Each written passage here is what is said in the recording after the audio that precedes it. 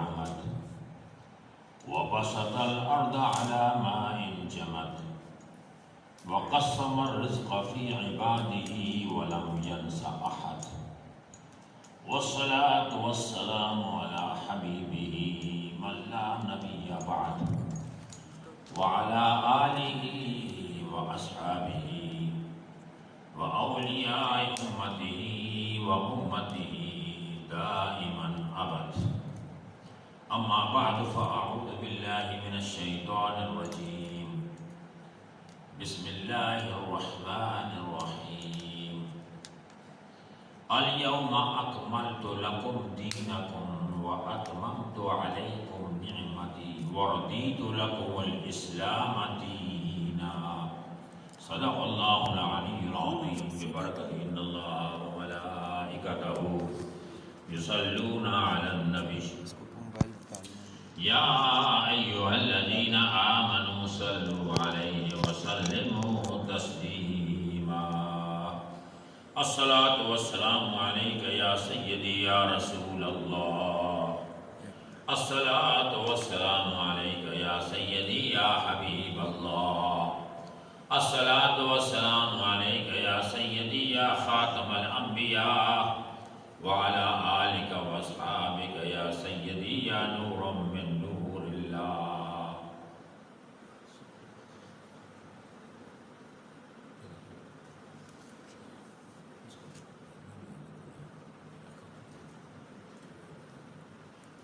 حمد و صلاۃ کے بعد اللہ رب العالمین جل جلالہ عم نوالہ وأعظم شانہ وأتم برہانہ کا بے حد شکر ہے کہ اس مولا کائنات رب العالمین نے ہمیں اور آپ کو انسان بنایا.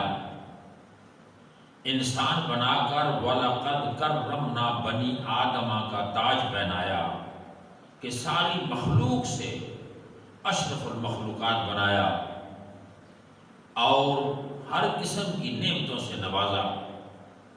اور پھر قرآن میں ارشاد فرمایا وَإِن تَعُدُّوا نِعْمَةَ اللَّهِ لَا تُحْصُوهَا. اگر تم اللہ کی نعمتوں کو گننا چاہو تو شمار نہیں کر سکتے. کتنی نعمتیں عطا فرمائیں. یہ زندگی ایک نعمت ہے, صحت ایک نعمت ہے, اس کے بعد رزق حلال, اولاد, مال, جان, یہ ساری چیزیں نعمتیں ہیں. اور ان نعمتوں کی قدر اسے ہوتی ہے جس سے نعمت چھن جائے. جب تک بندے کے پاس نعمت ہے, جوان ہے, صحت ہے, دولت ہے اور کوئی پریشانی لاحق نہیں ہے تو اسے قدر نہیں. لیکن جو ہی ایک نعمت چھن گئی, مثلا جسم اور باڈی میں آنکھیں نعمت, ہاتھ نعمت, ٹانگیں نعمت, جسم کا ہر عضو نعمت, اگر ایک اعضاء رب نے نکال دیا, ٹانگ چلی گئی, لنگڑا ہو گیا, پھر اسے قدر آئے گی وہ کیا زندگی تھی, ٹانگوں کے ساتھ کیا میری ویلیو تھی. آنکھ چلی گئی, اندھا ہو گیا, پھر پتہ چلا وہ آنکھوں کی کیا قیمت تھی. تو عرض کرنے کا مقصد یہ ہے کہ اللہ رب العالمین نے جو نعمتیں دی ہیں فرمایا وَإِن تَعُدُّوا نِعْمَةَ اللَّهِ لَا تُحْصُوهَا. اے انسان, اگر تو اللہ کی نعمتوں کو گننا شروع کر دے تو نہیں گن سکتا. لیکن کرم نوازی دیکھیے خالق کی کہ اس نے کسی نعمت پر احسان نہیں فرمایا. جتنی اس نے نعمتیں دی ہیں, کبھی یہ نہیں کہا کہ میں نے تمہیں جوانی دی, یہ میرا تجھ پر احسان ہے. کبھی یہ نہیں کہا کہ میں نے تجھے اولاد دی, یہ میرا تجھ پر احسان ہے. کبھی یہ نہیں کہا کہ دولت سے نوازا, یہ بادشاہی دی, حکمران دی. لیکن ایک نعمت ایسی ہے کہ جس پر اللہ نے قرآن پاک میں احسان جتلایا, اور وہ نعمت ہے آقا نامدار, مدنی تاجدار, تاجدار عرب و عجم, فخر بنی آدم و آدم, سید کل, فخر الرسل, احمد مجتبی, جناب محمد رسول اللہ صلی اللہ علیہ وسلم کی آمد, حضور کا اس دنیا میں آنا, اور ان کے لیے اللہ نے ہمارا انتخاب فرمانا. ہمیں اس کی امت میں جب پیدا کیا تو فرمایا لقد من اللہ علی المؤمنین اذ بعث فیہم رسولا، البتہ تحقیق اللہ نے بہت بڑا احسان فرمایا ہے ایمان والوں پر، جب ان میں اللہ نے اپنا آخری رسول محمد صلی اللہ علیہ وسلم کو مبعوث فرمایا۔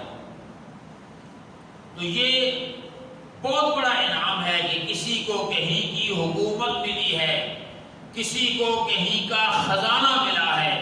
خدا کی قسم اپنی قسمت تو دیکھو، تمہیں مصطفیٰ کا آستانہ ملا ہے، اس سے بڑی نعمت اور کوئی نہیں۔ یہ ایسی نعمت ہے کہ اس کے لیے انبیاء کرام اللہ کی بارگاہ میں عرض پرداز تھے۔ حضرت عیسیٰ علیہ السلام نے بھی عرض کی کہ یا اللہ کاش تو مجھے نبی بنانے کی بجائے محمد عربی خاتم النبیین کا امتی بنا دے۔ اتنی بڑی عظمت، اتنی بڑی شان و شوکت، اللہ اکبر۔ افسوس ہے اس امت پر کہ اس امت میں بے پناہ لوگ اس چیز سے غافل ہیں، علم نہیں، عقل نہیں، اللہ نے پیدا کر دیا، بس وہ زندگی اور پیدائش کا مقصد صرف یہ سمجھتے ہیں کہ خواہشات نفسانی کو بٹانا، دولت اکٹھی کرنی، بلڈنگیں بنانی، مکان بنانے، اولادیں جلنی، یہ مقصد زندگی نہیں ہے۔ ان صحابہ سے پوچھو کہ جو بڑے بڑے صحابہ تھے اور جو مکے میں جب رہتے تھے تو کہتے ہیں کہ 400 درہم کا سوٹ پہننے والے صحابی، اور عطر اور خوشبو لگا کے گلی میں جب چلتے تھے تو پتہ چلتا تھا کہ فلاں صحابی یہاں سے گزرا ہے، یہ شخص گزرا ہے، جب وہ اسلام سے پہلے کی بات ہے۔ وہی صحابی جب نبی کے غلام بن گئے، حضور کا کلمہ پڑھ لیا، مدینے میں ہجرت کر لی، تو جہاد کے وقت صرف قیمت ان کا بندھا ہوا تھا۔ صحابہ فرماتے ہیں جب وہ شہید ہو گئے تو ہم نے حضور سے عرض کی یا رسول اللہ، اب وہ جو چادر ان کے پاس تھی وہ اتنی لمبی نہیں ہے کہ اگر سر پہ ڈالیں تو پاؤں ننگے ہو جاتے ہیں، پاؤں پہ ڈالیں تو سر ننگا ہو جاتا ہے، حضور کیا حکم ہے؟ فرمایا سر کو ڈھانک دو اور پاؤں پر گھاس ڈال دو۔ حضور علیہ السلام کی آنکھوں میں آنسو آ گئے اور فرمایا یہ میرا وہ صحابی ہے کہ جب مکے میں تھا تو لوگ اس کے لباس پر جناب والا مثالیں دیا کرتے تھے کہ یہ 400 درہم و دینار کا لباس پہننے والا بندہ تھا۔ لیکن جب عاشق بن گئے، دیوانے بن گئے، جب انہوں نے حقیقت کو دیکھ لیا تو پھر دنیا کو ٹھوکر مار دی، لباس کو ٹھوکر مار دی، دنیا کی لالچ کو ٹھکرا دیا۔ یہ حیران کن بات ہے کہ وہ لوگ جو اللہ اور اس کے رسول اور دین سے اور حقیقت سے غافل ہیں، وہ یہی کہتے ہیں جی کہ اللہ تعالیٰ نے اپنے نبی کو بنایا تو محتاج کیوں کر دیا؟ امام حسین کربلا کے میدان میں محتاجی کی زندگی میں کیوں تھے؟ یہ اس طرح کی باتیں شیطان جب دل و دماغ میں ڈالتا ہے تو انسان کے اندر یہ ساری کفار مکہ بھی یہی کہتے تھے، مال حاضر رسول یاکل الطعام ویمشی فی الاسواق، یہ کیسا رسول ہے جو روٹی کھاتا ہے، جو کھانا کھاتا ہے، اور یہ کیسا رسول ہے کہ جو بازاروں میں چلتا اور پھرتا ہے؟ یہ قرآن کے اندر موجود ہے۔ لیکن اللہ نے فرمایا کہ لوگوں، میں اگر تمہیں فرشتہ بنا کے بھیجتا، تم فرشتے ہوتے تو تم میں فرشتہ ہی رسول بناتا، چونکہ تم انسان ہو اس لیے میں نے انسان بنا کر بھیجا ہے۔ تو اللہ اکبر، یہ وہ آخری رسول ہے کہ جس پر اللہ نے وہ آیت نازل کی جو پہلے کسی نبی پر نازل نہیں ہوئی۔ انبیاء کرام، صحابہ کرام اور علماء ملت فرماتے ہیں کہ یہ جو آیت نازل ہوئی ہے حضرت آدم سے لے کر عیسیٰ علیہ السلام تک 1,24,000 کم و بیش نبی آیا، ان پہ کتابیں نازل ہوئی، صحیفے نازل ہوئے، شریعتیں نازل ہوئی، لیکن یہ آیت جو نازل ہوئی ہے حجۃ الوداع کے موقع پر جب نبی کریم علیہ السلام نے 1,24,000 کم و بیش صحابی آگے کھڑا ہے، اور وہ پہاڑی جبل رحمت پر نبی کریم کھڑے ہوئے، اللہ اکبر، تو آپ نے فرمایا الیوم اکملت لکم دینکم واتممت علیکم نعمتی، وردیت لکم الاسلام دینا، اللہ کی طرف سے نہیں آئی ہے۔ رب نے فرمایا ہے میرے حبیب اپنی امت کو بتا دے کہ میں نے آج تمہارا دین مکمل کر دیا ہے۔ پہلے یہ انکمپلیٹ تھا، مکمل نہیں تھا، ضرورت تھی، شرابیں بھی پی جاتی تھی اول میں، کئی ایک چیزیں تھیں جن کی ضرورت کے مطابق یہ 1,24,000 نبیوں میں دین بتدریج نازل ہوتا رہا، جبریل بھی آتا رہا، کئیاں بھی آتی رہی۔ لیکن آج امت مصطفیٰ اتنی خوش قسمت ہے کہ اللہ نے اپنے دین کو مکمل کر دیا، ہر ضرورت کو پورا کر دیا۔ یعنی دنیا دنگ ہے، بڑے بڑے اسکالرز، بڑے بڑے انگریز اور بڑے بڑے مولوی دنگ اور بڑے پڑھے لکھے لوگ دنگ ہیں کہ یہ کیسا دین ہے کہ اس کے اندر آج 1400 سال ہو گئے، 1450 سال ہونے والے ہیں، ایک غلطی بھی قرآن میں کسی نے پکڑی نہیں، زبر زیر میں کوئی غلطی نہیں۔ ابھی پچھلے دنوں میڈیا پہ آپ نے دیکھا ہوگا کہ ایک بندہ انڈیا میں کوئی ہندو ہے جس نے قرآن کے خلاف ایک مہم شروع کی ہوئی ہے اور وہ قرآن سے آیتیں نکال رہا ہے، وہ کہتا ہے یہ قرآن کیسے نازل ہوا، یہ قرآن لانے والا کون ہے؟ وہ یہ کہتا ہے کہ انہوں نے خود بنا لیا ہے، اللہ تعالیٰ نے کیسے بھیجا قرآن؟ اللہ تعالیٰ خود نیچے آیا تھا اور کس طریقے سے اللہ نے یہ قرآن کی کتاب پرنٹ کر کے بھیجی، کوئی بک بھیجی، اللہ اکبر۔ لیکن قرآن کا یہ وعدہ ہے، رب کا یہ وعدہ ہے کہ نحن نزلنا القرآن انا نحن نزلنا القرآن وانا لہ لحافظون، یہ قرآن میں نے نازل کیا ہے، نزل علی محمد، محمد پہ نازل ہوا ہے اور قلب مصطفیٰ پہ نازل ہوا ہے، اس کی حفاظت ہمارے ذمہ ہے۔ یہی وجہ ہے کہ دنیا پوری تک یہ باہر کے جتنے بھی سائنٹسٹ ہیں اور جتنے بھی بڑے پڑھے لکھے لوگ ہیں وہ سارے قرآن سے فیض لے رہے ہیں، قرآن پہ اسٹڈی کرتے ہیں، ریسرچ کرتے ہیں۔ بڑی بڑی یونیورسٹیوں میں یہ قرآن پڑھایا جاتا ہے، یہ انگریز خود پڑھتے ہیں، خود قرآن دیکھتے ہیں، اور کئی انگریز اس کے پڑھنے کی وجہ سے مسلمان ہو گئے۔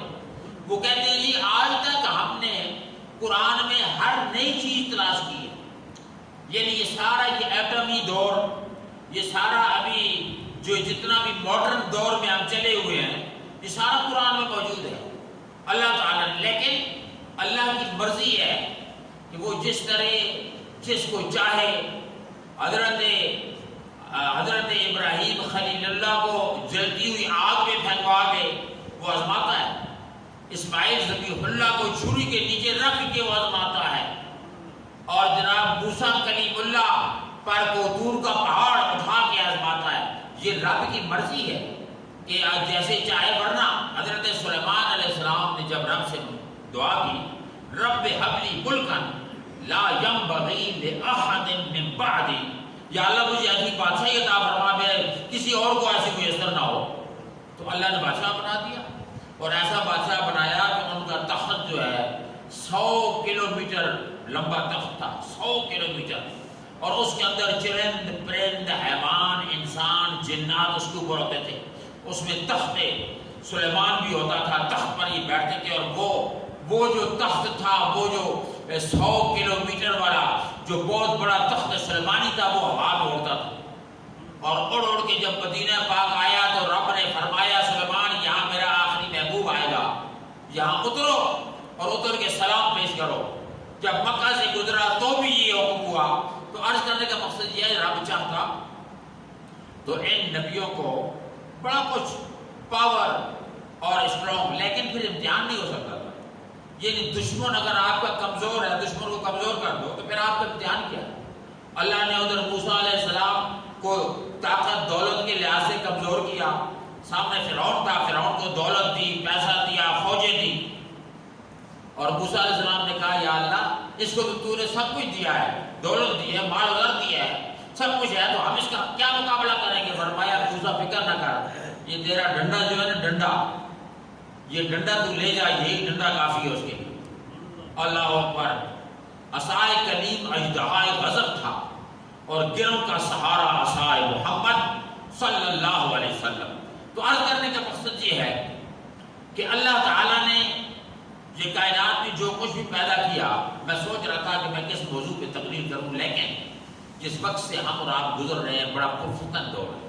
حضور نے اپنے زمانے میں فرمایا تھا کہ میں یہاں کھڑے ہو کر فتنے دیکھ رہا ہوں، تمہارے گھروں میں فتنے برس رہے ہیں، پانی کے قطروں کی طرف فتنے برس رہے ہیں، ہر طرف فتنہ ہی فتنہ، فتنہ ہی فتنہ۔ لوگ اپنی عقل سے اللہ تعالیٰ کو پہچاننے کی کوشش کرتے ہیں، قرآن کی تعلیم سے بے خبر ہیں، حدیث کو جانتے نہیں اور معانی اور آثار کو نہیں جانتے، بس وہ اپنے ذہن سے اللہ تعالیٰ کی اس تخلیق میں وہ تصرفات کرتے ہیں۔ تو اس لیے اللہ رب العالمین نے فرمایا میں نے جو قانون مقرر کر دیا ہے، یہ جو کتاب نازل کی ہے، یہ جو نبی بھیجے ہیں، ان کی اتباع تم پر واجب ہے۔ اور ان کی اتباع کیا ہے کہ نبی کریم علیہ الصلوۃ والتسلیم جو تمہیں کہیں ما اتاکم الرسول فخذوہ وما نہاکم عنہ فانتہوا، جو تمہیں رسول دے وہ لے لو، جس سے روکیں رک جاؤ۔ اب جو دے ان کی مرضی۔ اب یہ کہتے ہیں جی نبی تو ہمارا معاذ اللہ ان پڑھ ہے، نبی امی ہے، اگر وہ امی رسول ہے، ان پڑھ معاذ اللہ اگر رسول ہے، یعنی معنی میں فرق ہے، لوگ سمجھتے نہیں کہ حضرت ابراہیم خلیل اللہ نے جب کعبہ بنا کر دعا کی تھی ربنا وابعث فیہم رسولا منہم، یا اللہ میں نے یونیورسٹی بنا دی، کعبہ بنا دیا، اب اس یونیورسٹی کو چلانے کے لیے نے ایک رسول مبعوث فرما، مبعوث یہ نہیں فرمایا پیدا فرما، تخلق، خلق یخلق خلقا پیدا کرنے کہتے ہیں، لیکن مبعوث جو پہلے چیز موجود ہو اس کو آگے حاضر کر دینا، اسے مبعوث کہا جاتا ہے، یعنی رسول پہلے موجود تھا۔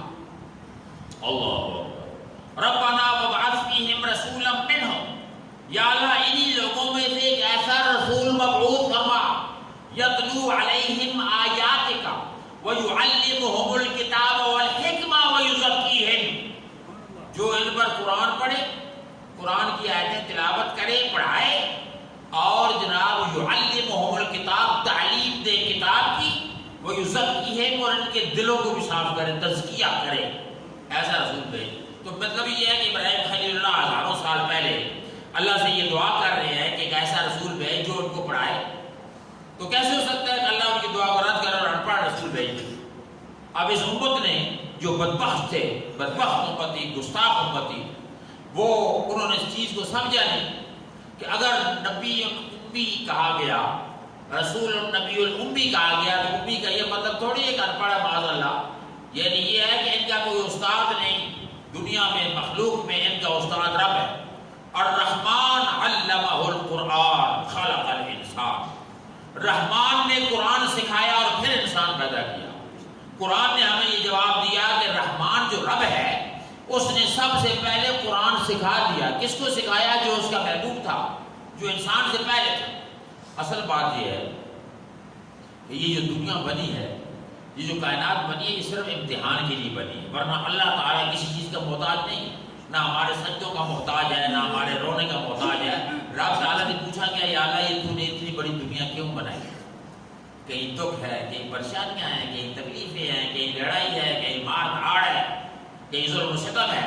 فرمایا کنت کنزا مخفیا، میں ایک چھپا ہوا خزانہ تھا، فاحببت ان اعرف، میں نے چاہا کہ میں پہچانا جاؤں، فخلقت نور محمد صلی اللہ علیہ وسلم، میں نے پیارے محبوب محمد کا نور پیدا کر دیا۔ میں چھپا ہوا خزانہ تھا۔ یا اللہ کس چیز کا تو خزانہ تھا؟ فرمایا میں دکھ درد مٹانے والا تھا، کوئی دکھیا ہی نہیں تھا۔ میں بھوکوں کی بھوک مٹانے والا تھا، کوئی بھوکا نہ تھا۔ میں پیاس مٹانے والا تھا، کوئی پیاسا نہیں تھا۔ میں شفا دینے والا تھا، کوئی بیمار نہیں تھا، کوئی حاجت مند نہیں تھا۔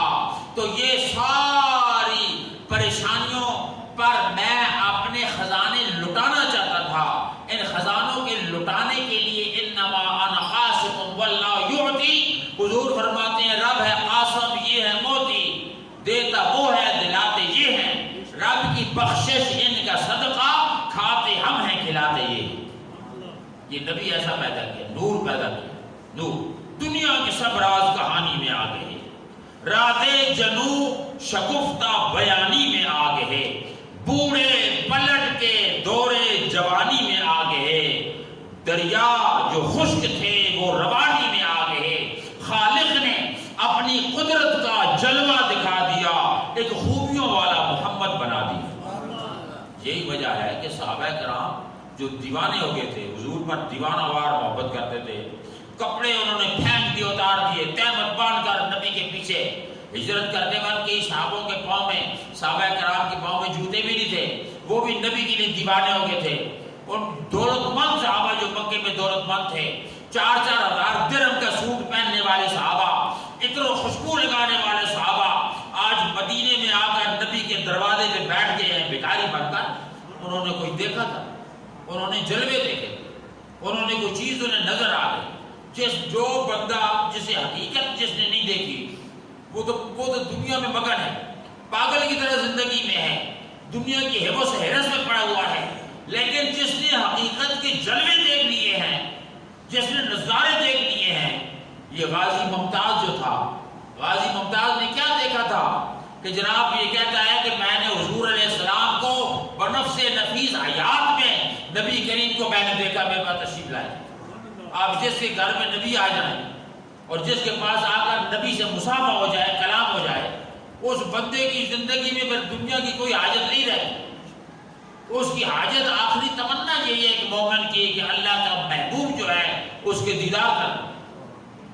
ابراہیم ابن ادہم جو تھے, انہوں کو جلوہ جب انہوں نے دیکھ لیا, بادشاہ تھا یہ ابراہیم ابن ادہم, بادشاہ تھا. جب جلوہ دیکھ لیا تو سب کو چھوڑ چھاڑ کے گودڑی پہن کے بھاگ گیا, بھاگ کے چلا گیا. اور 20 سال گزر گئے, بچے اس کے تھے, انہوں نے قوت سنبھالی, وہ آگے بچوں والے وہ ہو گئے. وہ تلاش کرتے رہے کہ ہمارا باپ کدھر گیا. ڈھونڈتے ڈھونڈتے ڈھونڈتے سینکڑوں میل دور کے پتہ چلا سمندر کے کنارے ایک بوڑھا بابا بیٹھا ہے, وہ جھوپڑی میں بیٹھا ہوا ہے, اور دیکھو اس کو تلاش کرتے. جب وہاں پہنچے, فوج وہاں لے کر گئے, دیکھا کہ وہ ایک بابا بیٹھا ہوا ہے, ناخن بڑے ہوئے ہیں, بال بڑے ہوئے ہیں, بھویں بھڑبٹے بٹے, داڑھی مبارک بندھی ہوئی ہے, عجیب کیفیت میں فقیر بیٹھا ہوا ہے. اوپر جناب والا وہ جھوپڑی سی ہے, سمندر کے کنارے بیٹھ کے اللہ اللہ کی ضربیں لگا رہے. اسے جا کر انہوں نے دیکھا, بیٹے نے باپ کو پہچان لیا, منہ کے نقشے سے, منہ پر کوئی تل تھا اس کی وجہ سے پہچان کے اس کے پاؤں پکڑے, پاؤں چومنے لگا, کہنے لگا بابا جی آپ نے کیا کر لیا, آپ بادشاہ تھے, فوج آگے پیچھے تھی, آگے پیچھے سلام و سرور ہوتے تھے, دنیا میں آپ کا نام تھا, آپ نے آج کیا کر دیا کہ آپ یہاں بھکاری بن کر بیٹھ گئے, کیا گھاس کھاتے ہیں اور کیا کرتے ہیں. اس نے سارا اٹھایا, اس نے کہا پتر آ گئے ہیں. پتر اس وقت میں بادشاہ نہیں تھا, میں آج بادشاہ ہوں. اللہ اکبر, عجیب بات ہے. لوگ کہتے ہیں کہ جناب والا غربت نبی کا زمانہ, حضور نے فرمایا خیر القرون قرنی ثم من یلی ثم من یلی, سب سے بہتر میرا زمانہ ہے, اس کے بعد والا, اس کے بعد سارے زمانے میرے زمانے سے بہتر نہیں ہیں. لوگ کہتے ہیں پڑھے لکھے, یہ لبرل اور یہ جناب انگریز کے پٹھو اور غلام جو ہیں وہ کہتے ہیں یہ زمانہ تو یہ اچھا ہے, کمپیوٹرائز زمانہ ہے, ہم یہاں سے بیٹھ کر مشرق فضل سے بات کر سکتے ہیں, جہاز ہمیں دنوں کا اور مہینوں کا سفر گھنٹوں میں کرا دیتے ہیں, بہتر تو یہ زمانہ ہے. لیکن وہ حقیقت سے ناواقف ہے, اس لیے کہ وہ یہ سمجھتے ہیں کہ یہ دنیا کی مٹیریلائز زندگی جو ہے یہ بہتر زندگی ہے, جبکہ اگر یہ بہتر ہوتی تو اللہ اپنے محبوب کو یہ عطا فرماتا. سب سے پہلے زندگی وہ بہتر ہے جس میں بندہ اللہ کی بندگی میں سرمست ہو, جس کے اندر بندے کے دل میں اللہ تعالیٰ کا گھر ہے, قلب المومن عرش اللہ رب رہتا ہو, بندے کے ہاتھ اٹھنے کی دیر ہے کہ دعا قبول ہو جائے. بہتر وہ زندگی ہے جو رب کے جلوے دیکھے. اور وہ وقت حضور نے فرمایا میرا زمانہ سب سے بہتر زمانہ ہے. ابراہیم بن ادم سے جب انہوں نے پوچھا, انہوں نے کہا کہ حضور آپ بادشاہ تھے, آپ نے سب کو چھوڑ چھاڑ کے یہاں آ گئے. وہ کہتا ہے پترو میں بادشاہ نہیں تھا, تھوڑیاں نظراں بادشاہ ہیں, تسی میں اگر میرا کام بھی کرتے سو تو تسی لالچی ہو, اپنی لالچ کی وجہ سے تسی میرا کام کرتے سو, میرے کو کچھ لین واسطے کرتے سو. لیکن آج اللہ نے مینوں ایسا بادشاہ بنا دیتا ہے کہ آج دنیا کی ہر شے میرے حکم کے تابع ہو گئی. اس آگے ایک کس طرح ملیا, اس آگے جی یار دی مرضی دے تابع ہو کر یار دا دم بھر کے دیکھ، سب تماشے کر کے دیکھے، یہ تماشا بھی کر کے دیکھ۔ یار جو ہے نا رب کی مرضی اپنے اوپر ڈال دو، جو رب چاہتا ہے، جس طریقے سے رب کو چاہیے وہ مرضی میں آ جاؤ اور اطاعت کر لو، اس کی مان لو، یار کی مرضی کے تابع ہو کر یار کا دم بھر کے دیکھ، سب تماشے کر کے دیکھے، یہ تماشا بھی کر کے دیکھ۔ یار جب تیرا ہے پھر ساری ہے تیری کائنات، سب کو اپنا کرنے والے اس کو اپنا کر کے دیکھ، رب کو اپنا کر لو۔ جب رب تمہارا یہ کہنا تھا تو سوئی نکال کے آپ نے پھینک دی سمندر میں سوئی پھینک کے، آپ نے سوئی تھی اپنی گدڑی سی رہے تھے، جب پھینکی تو حکم فرمایا اے سمندر کے جانوروں میری سوئی لا دو۔ پورے سمندر میں بھوچال آ گیا، پورے سمندر کے جانور جناب پر بھاگ رہے ہیں، وہ دیکھ رہی ہے وہ بیٹے کہ یہ کیا ہو رہا ہے، سمندر میں طوفان آ گیا، اور ہر جانور اپنے منہ میں جو سوئی ملتی ہے، کوئی لوہے کی کوئی کس کی، وہ لا کر سامنے لا دیتے ہیں، یہ کہتے ہیں مجھے میری سوئی چاہیے۔ اب وہ سوئی آپ نے وصول کی اور اس کے بعد فرمایا بچوں سے بیٹو دیکھا تم نے، پہلے تم بھی میری بات نہیں مانتے تھے، دل سے نہیں مانتے تھے، لیکن آج ہر مخلوق جانور بھی میری بات مانتے ہیں، آج بادشاہ تو میں آج ہوا ہوں۔ اور انہوں نے کہا بابا جی یہ پائی آپ نے کہاں سے، کیسے یہ ملا، یہ عقدہ کیسے کھلا اور یہ جھلک کیسے ملی؟ انہوں نے کہا بس چھوٹی سی بات تھی، بات بڑی چھوٹی سی تھی کہ میرے لیے جو ہماری نوکرانی جو بیڈ بچھاتی تھی شیش محل میں، وہ جب بیڈ اس نے بچھا کر وہ خود اس پر سو گئی، بیڈ میں وہ خود سو گئی، اور میں جب آیا تو وہ سوئی ہوئی تھی، 5 منٹ سوئی ہوگی، مجھے بڑا غصہ آیا، میں نے اسے کان سے پکڑا، اٹھایا اور ایک زور سے دھپڑ مارا۔ جب زور سے دھپڑ مارا تو وہ رونے کی بجائے ہنسی وہ، پھر میں نے ایک اور مارا، پھر وہ ہنسی، پھر ایک اور مارا، جب 3 دفعہ زور سے چماٹے مارے وہ ہنستی چلی جا رہی ہے۔ میں نے پوچھا ہنس کیوں رہی ہو؟ وہ کہتی بابا جی درد تو ہو رہا ہے، رونے کو جی چاہتا ہے، لیکن ہنس اس لیے رہی ہوں کہ میں سوچ رہی ہوں 5 منٹ میں جہاں سوئی ہوں تمہارے بیڈ پہ تو میرا یہ سزا ملی ہے، تیرا کیا حال ہوگا؟ تو اس بیڈ پر کتنا عرصہ سویا رہا ہے، تیرا کیا حال ہوگا؟ فرمایا بس یہ لوڈی کی بات تھی میرے دل میں اتری، میں نے اسی وقت تاج پھینکا، اپنا شاہی لباس پھینکا، گدڑی پہن کے میں جنگل میں آ گیا آج سے 20 سال پہلے، اور آج تم نے دیکھا کہ یہ ساری دنیا میرے تابع ہو گئی۔ تو عرض کرنے کا مقصد یہ ہے اللہ رب العالمین نے یہ دنیا جو بنائی ہے اس نے امتحان کے لیے بنائی ہے، حقیقت کے لیے بنائی ہے۔ تفکروا فی آلاء اللہ، اللہ تعالیٰ کی تخلیق میں غور کرو، غور و خوض کرو۔ آج ہم کہتے ہیں انگریز ہم سے آگے ہو گیا، آج ہم کہتے ہیں جی چلو برطانیہ چلو، فلاں ملک چلو، فلاں ملک بڑے آرام ہے، بڑے سکون ہے۔ اس کی وجہ کیا ہے؟ وہ لوگ قرآن کے اندر غور کرتے ہیں، یونیورسٹیوں میں قرآن پڑھایا جاتا ہے، وہ یونیورسٹیوں کے اندر بڑے بڑے جناب سائنٹسٹ قرآن پاک میں غور کر کے وہاں سے چیزیں نکال رہے ہیں۔ ایمان وہ نہیں لائے، کلمہ انہوں نے نہیں پڑھا، لیکن سارے اصول مسلمانوں والے انہوں نے اپنا لیے۔ صفائی وہاں ہے، سچائی وہاں ہے، اور کسی ساتھ دھوکہ نہیں، فراڈ۔ میں ساؤتھ افریقہ میں 1982 سے لے کر تقریباً 2005-10 تک میں رہا، میرا گھر تھا وہاں، ابھی بھی ہے وہ، میں 2 سال کے لیے یہاں آ گیا پاکستان، اور میں نے سوچا کہ چلو اب پیچھے کس کے حوالے کروں، تالا لگا کے آ گیا۔ میرے گھر کے دائیں طرف انگریز رہتا تھا، ادھر عیسائی رہتے تھے، وہ سارے، خدا کی قسم میں مسجد میں ممبر رسول پہ ہوں، 2 سال کے بعد میں گیا اپنے گھر میں، جا کے تالا کھولا، بالکل ہر چیز جہاں میں چھوڑ کے آیا تھا وہاں ہی سلامت تھی، وہاں ہی سلامت تھی، یعنی صرف دھول وغیرہ پڑی تھی، باقی کسی کی چیز کو ٹچ سے بس کوئی چیز نہیں ہوئی۔ اور ساتھ والے پڑوسی مجھے کہتے ہیں mister priest where you went? So میں نے کہا I went to Pakistan. How long? So long you was in Pakistan? 2 years. You never told us. So I said, میں نے ان سے کہا کہ because this my things was here and I trust you, that's why I never told you that you don't accept where I am. میں نے ان سے کہا کہ میں بتا کے اس لیے نہیں گیا کہ آپ لوگ یہاں پر ہیں، مجھے ایک بات تھا، اور میں اگر کہہ دیتا چلا گیا ہوں تو پھر چوروں کو پتہ چل جاتا ہے، دائیں بائیں رائٹ لیفٹ والوں کو، اس لیے خاموش سے آ گیا۔ آپ یقین فرمائیے یہ حالت ان ملکوں کی ہے جنہیں ہم کافر اور جنبی کہتے ہیں، اور یہاں پر میں نے ایک کوٹھی بنائی باشوق سے، اپنے گاؤں میں رہوں گا، بچے یہاں رکھوں گا، یہاں صرف میں 2 مہینے کے لیے نہیں رہا، اسلام آباد میں رہتا تھا اور وہ لاک لگایا پیچھے، چوری ہو گئی، وہ ڈاکو اندر آئے، سارا لوٹ لاٹ کے جو کچھ بھی تھا انہوں نے کیا۔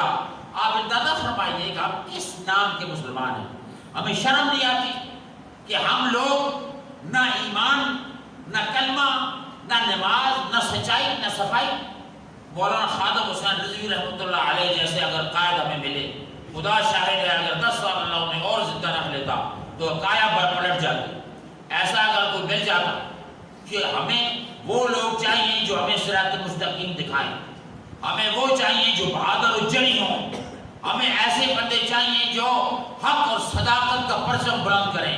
اللہ کے نبی آئے، 1,24,000 پیغمبر آئے، تکلیفیں انہوں نے اٹھائی ہیں، پریشانیاں اٹھائی ہیں۔ حضرت ابراہیم خلیل اللہ کو آگ میں ڈال دیا گیا، اسماعیل ذبیح اللہ اور جتنے نبی، کسی پہ آرا چلا دیا گیا، کسی پہ کیا کر دیا گیا، یونس علیہ السلام مچھلی کے پیٹ میں آ کے کیا تو امتحان ہوئے، لیکن انہوں نے کتنا جرأت و بہادری کے ساتھ اللہ کی توحید اور سچائی، حقانیت کو دنیا میں پھیلایا۔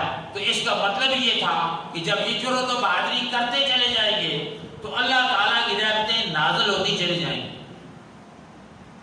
جرأت اور بہادری سے قوم بنتی ہے۔ تو عرض کرنے کا مقصد یہ ہے کہ اللہ رب العالمین نے ہمیں اور آپ کو اس دنیا میں جو بھیجا ہے، فرمایا کنت کنزا مخفیا، میں ایک چھپا ہوا خزانہ تھا، بس وہ خزانے لٹانے تھے۔ خزانے لٹانے کے لیے اپنا محبوب کا میں نے انتخاب کیا، محبوب کا انتخاب کرنے کے بعد پھر میں نے یہ تخلیق انسان بنایا۔ یہی وجہ ہے قرآن کے اندر آتا ہے وَإِذْ قَالَ رَبُّكَ لِلْمَلَائِكَةِ إِنِّي جَاعِلٌ فِي الْأَرْضِ خَلِيفَةً۔ فرشتوں کو رب نے اکٹھا کیا، لیکن ضرورت نہیں تھی اکٹھا کرنے کی، وہ تو خالق مالک ہے، وہ سب جانتا ہے کیا ہوگا، کیا کرنا ہے، کیا نہیں کرنا۔ اس نے اکٹھا کیا ہمیں اور آپ کو بتانے کے لیے کیا ہے فرشتوں، انی جاعل فی الارض خلیفہ، میں زمین میں خلیفہ بنا رہا ہوں۔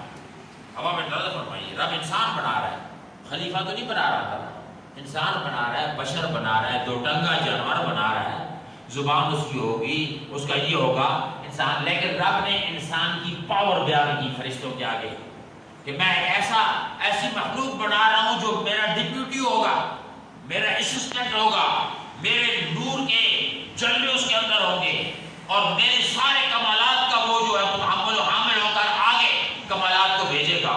تو فرشتوں نے یہ سنتے ہی فوری طور پر عیب بیان کرنے شروع کر دی۔ چاہیے تو یہ تھا کہ فرشتے کہتے ہیں کہ یا اللہ وہ کیسا ہوگا اور کس لیے بنا رہا ہے، مقصد کیا ہے؟ انہوں نے کہا اتجعل فیہا من یفسد فیہا ویسفک الدماء، کیا تو ایسا خلیفہ بنا رہا ہے، ایسی مخلوق بنا رہا ہے جو فساد کرے گی، جو فتنہ پھیلائے گی، جھگڑے کرے گی، قتل کرے گی؟ فرشتوں نے عیب بیان کر دی۔ آپ اس علاقے میں ایک بندے کو پیش کرتے ہیں، سارے اس کو ہم ووٹ دے رہے ہیں، اس کو ہم صدر بنا رہے ہیں، تو اب جو مخالف ہوں گے وہ کھڑے ہو جائیں گے، سارے یہ آدمی بڑا فتنے باز، یہ تو بڑا ڈاکو ہے، اس کو صدر بنائیں گے، لوٹ لٹ لے گا ہمیں، تو یقیناً آپ سارا نظام ٹھپ دیں گے نا۔ آپ کے گیان چھوڑو بھائی صاحب، آپ کو لوگ پسند نہیں کرتے، مہربانی فرمائے کسی اور اللہ کے آگے۔ اسی لیے فرشتوں نے کہا تھا تاکہ اللہ اس نظام کو لپیٹ انسان نہ بنائے۔ فرشتوں نے کہا تھا کہ یہ خون ریز ہوں گے، اور باقی انسان خون ریز ہے، رب بھی جانتا تھا۔ یہ لڑاکے ہوں گے، باقی لڑاکے ہیں انسان، سب کچھ اللہ جانتا تھا، لیکن اس کے بعد بھی اللہ نے فرمایا انی اعلم ما لا تعلمون۔ فرشتوں تم دیکھ رہے ہو فرعون کو، میں دیکھ رہا ہوں ابراہیم کو، تم دیکھ رہے ہو یزید کو، میں دیکھ رہا ہوں حسین کو، تم دیکھ رہے ہو ابو جہل و ابو لہب کو، میں دیکھ رہا ہوں محمد عربی کو، تم کسی اور کو دیکھ رہے ہو، میں کسی اور کو دیکھ رہا ہوں، جس کے لیے میں بنانا چاہتا ہوں انی اعلم ما لا تعلمون، جو میں جانتا ہوں تم نہیں جانتے۔ فرشتوں کی زبانیں بند کر دی، رب نے ہماری اور آپ کی سائڈ لی، رب نے نور مصطفیٰ پیدا کیا ان جلووں میں۔ جب جبریل امین سے حضور نے پوچھا عمر کتنی ہے، عرض کی حضور کچھ نہیں جانتا، صرف اتنا جانتا ہوں 70,000 سال کے بعد ایک بلندیوں میں نور چمکتا تھا۔ نبی کریم فرمایا والذی نفس محمد بیدہ انا ذلک الکوکب، مجھے اس خدا کی قسم جس کی قبضہ و قدرت میں محمد کی جان ہے، میں وہی نورانی ستارہ ہوں، میں وہی نور ہوں۔ تو یہی نور اللہ نے منتقل کرنا تھا پیشانی آدم میں، اور یہی نور آدم سے شیش میں آیا، ادریس میں چلتے چلتے انبیاء میں آیا تو اللہ تعالیٰ نے اس نور کے جلوے دکھانے تھے، اپنی نعمتیں برسانی تھی، اسی لیے حضور نے فرمایا انما انا قاسم واللہ یعطی، ساری نعمتیں دینے والا رب ہے، ان کو تقسیم کرنے والا میں ہوں، ساری نعمتیں مجھ سے۔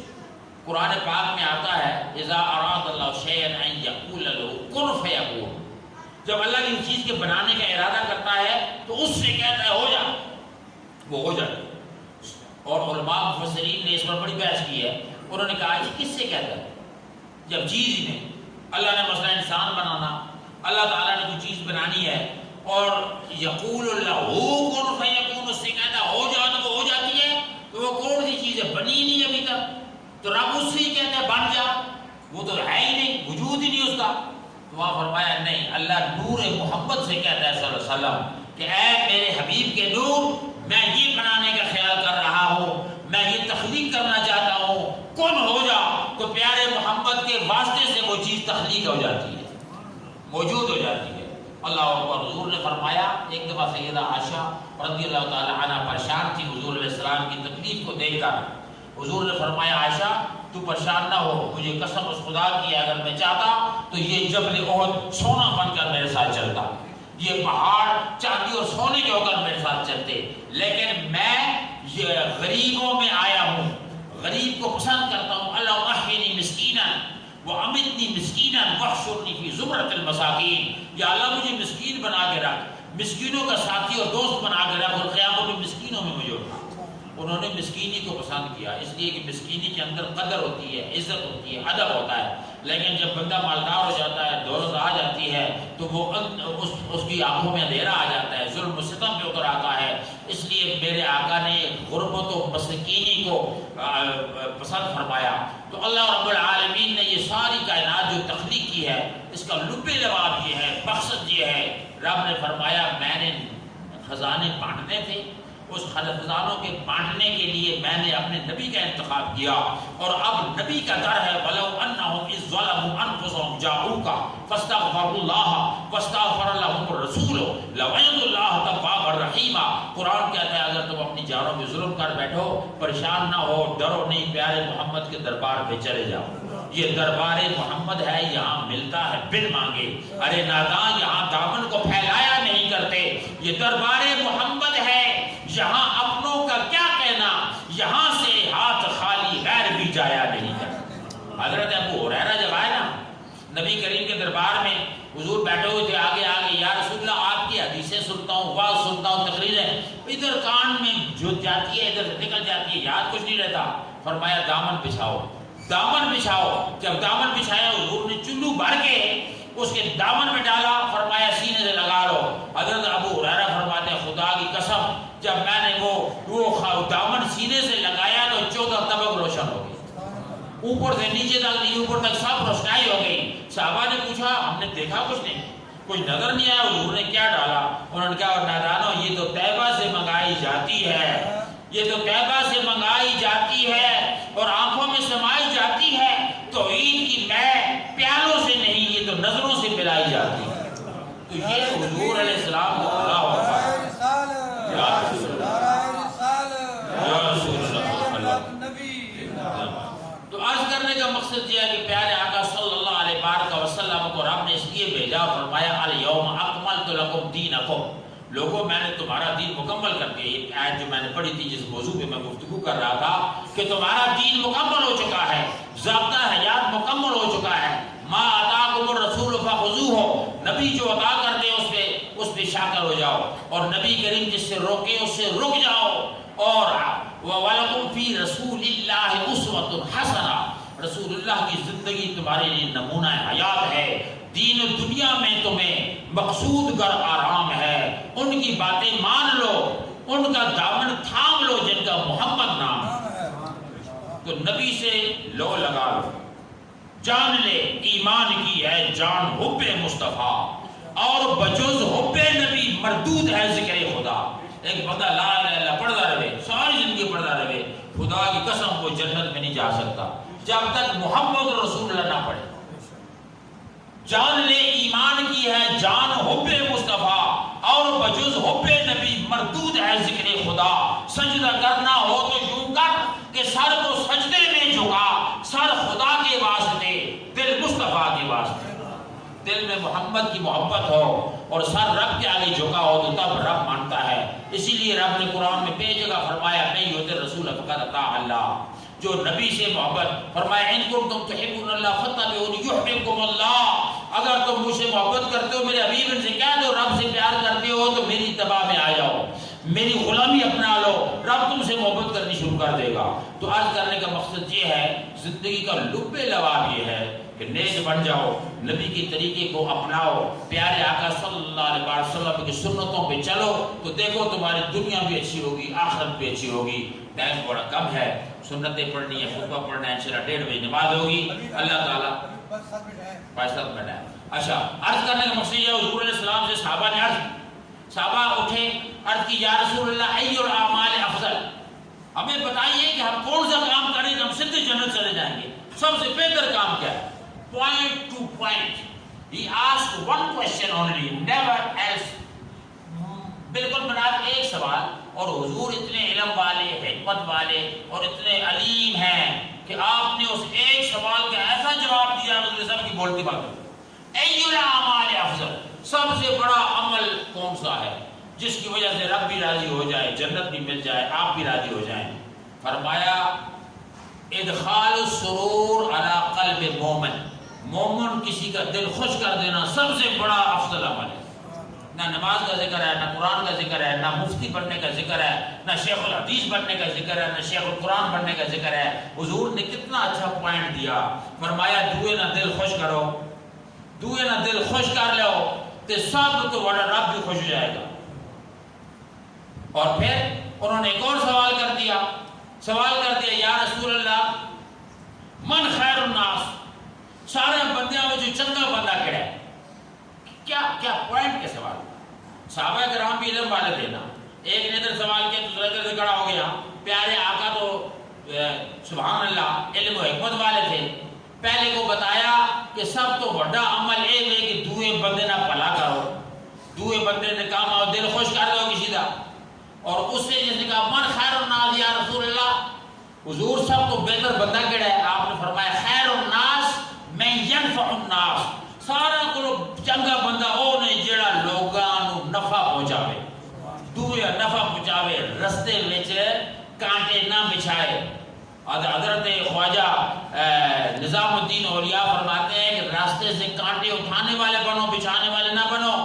اگر رب کی نظروں میں اچھا بننا ہے، انہوں نے ایک دفعہ بیٹھے ہوئے تھے نظام الدین اولیاء، بچھو پانی میں غوطے کھا رہا ہے دریا میں، انہوں نے اٹھایا اس کو باہر پھینکا، بچھو نے لڑا ڈنگ مارا، پھر پانی میں پھینک دیا، پھر اٹھایا، پھر ڈنگ مارا، پھر پھینک دیا، تیسری مرتبہ زور سے اٹھا کے باہر پھینکا۔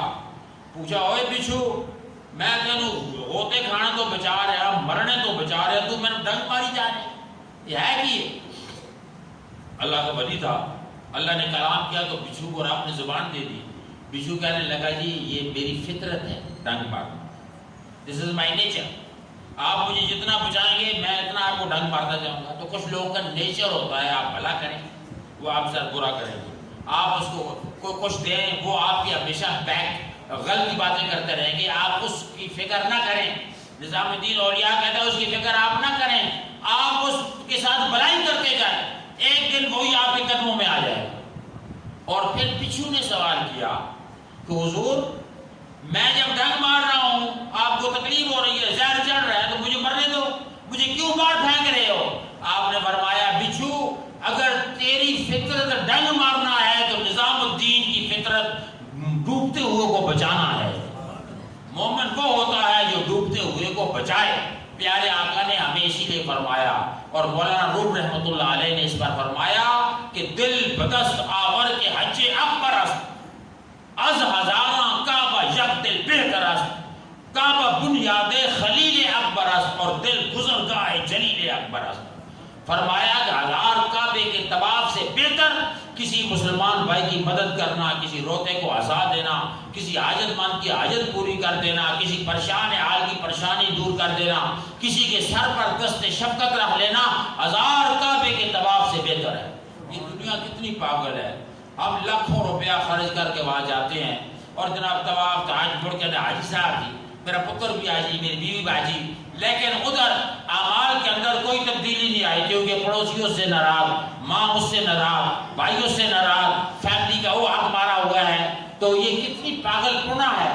اس لیے مولانا روم نے فرمایا دل بدس آور کے حج اکبر است از ہزاران کعبہ یک دل بہتر است، کعبہ بنیاد خلیل اکبر است اور دل گزرگاہ جلیل اکبر است۔ کعبہ تو ابراہیم خلیل اللہ کی بنائی ہوئی بنیاد کا نام ہے، ایک دیواریں ہیں، 4 دیواریں ایک کمرے کا نام ہے، لیکن دل کسی کو خوش کرنا، کیونکہ دل جو ہے رب کے رہنے کی جگہ ہے، قلب المومن عرش اللہ۔ یہ وجہ ہے قیامت کے دن رب بلائے گا بڑے حاجیوں کو، بڑے سخیوں کے ادھر آؤ، تم نے کل میں بھوکا تھا مجھے کھانا کیوں نہیں کھلایا؟ رب یہ سوال کرے گا، حدیث صحیح میں آتا ہے، میں بھوکا تھا، میں پیاسا تھا، ایک سے کہے گا میں بیمار تھا مجھے دیکھنے کیوں نہیں آیا؟ کہے گا یا اللہ تو شفا دینے والا ہے، دوسرا کہے گا یا اللہ تو روزی دینے والا ہے، تیسرا کہے گا یا اللہ تو پیاسے بجھانے والا ہے، کب پیاسا ہو سکتا ہے؟ فرمایا وہ تیرا پڑوسی بیمار سی، دکھی آیا، اگر تو اس کے پاس آ جاتا دیکھنے کے لیے، میں اس کے دل میں بیٹھا ہوا تھا، تیری میری ملاقات ہو جاتی۔ تیرے گھر میں ایک سوالی آیا تھا، حاجت مند آیا تھا اور وہ یہ مانگ رہا تھا، اگر تو اس کی حاجت پوری کر دیتا تو میں اس کے ساتھ تھا، تیری میری ملاقات ہو جاتی۔ تو کہنے کا مقصد یہ ہے کہ دوسرا کا کرو مہربانی تم اہل زمین پر، خدا مہربان ہوگا عرش بری پر۔ اور محبت والے یہ جو ولی بنے ہیں، کوئی معین الدین چشتی بن گیا، کوئی داتا گنج بخش بن گیا، یہ کیسے بنے ہیں؟ انہوں نے خدمت خلق کی ہے، انہوں نے لوگوں میں محبتیں پھیلائی ہیں، انہوں نے سچائی کا ساتھ دیا ہے، اور اس وجہ سے ان کی منزل اور مقام یہ ہو گیا کہ آج دنیا رات دن ان کی قبروں پر ٹکرے مار مار کے دعائیں کر رہی ہے رب کو راضی کرنے کے لیے۔ ٹھا دے مسجد ٹھا دے مندر ٹھا دے جو کچھ کہندا، ایک بندیاں دا دل نہ ٹھاوی رب دلاں وچ رہندا۔ تو اللہ کا مین مقصد یہ ہے، یہ تخلیق کائنات کا مقصد یہ ہے کہ دوسروں کے ساتھ بھلائی کرو، اپنی اصلاح کرو، نبی کریم سے محبت کرو، حضور علیہ السلام کی اطاعت کرو اور سچائی کا ساتھ دو۔ آج جب سچائی کا آپ ساتھ دیں گے تو یہ لبیک یا رسول اللہ کی تحریک زور پکڑ کر اسلام و شریعت کو نافذ کرا کے رہے گی۔ اگر آپ سچائی کا ساتھ دیں گے، اہل علم اور اہل محبت سے رابطہ رکھیں گے، اگر آپ صرف یہ کلمہ پڑھ کے سجدے کر کے گھر چلے جانے سے اسلام مکمل نہیں ہوتا، اسلام کے لیے بڑی قربانی، بڑا جذبہ اور بڑے اشار کی ضرورت ہے۔ اسی لیے اقبال کہتا ہے کہ زبان سے کہہ بھی دیا لا الہ تو کیا حاصل، دل و نگاہ جو مسلم نہیں تو کچھ بھی نہیں۔ اگر دل اور نگاہ کو صحیح نہ کیا اس وقت تک اسلام میں ہم تکمیل نہیں کر سکتے۔ اللہ اس مسجد کو آباد رکھے۔ مجھے کسی نے بتایا پہلے دونوں منزلیں بھری ہوتی تھی، اوپر بھی سنتے تھے نیچے بھی، تو آپ صرف نیچے ہی رہ گئے ہیں، تو یہ ایمان میں کمزوری آ گئی ہے، یہ اللہ کے گھر سے دوری ہے، یہ اللہ سے منہ موڑنا ہے۔ اس لیے جس نے رب سے منہ موڑا اس پر کورونا وائرس بھی آ گیا، ڈینگی وائرس بھی آ گیا، یہ سارے بھوک اور پریشانیاں آ گئیں۔ اللہ کی طرف رغبت کرو، اللہ کے گھر میں صبح شام بھکاری بن کر آؤ، اس سے آگے سجدے کرو، اللہ کے حبیب سے محبت رکھو۔ اللہ تعالیٰ اس مسجد کو آباد فرمائے۔ اب سنت ادا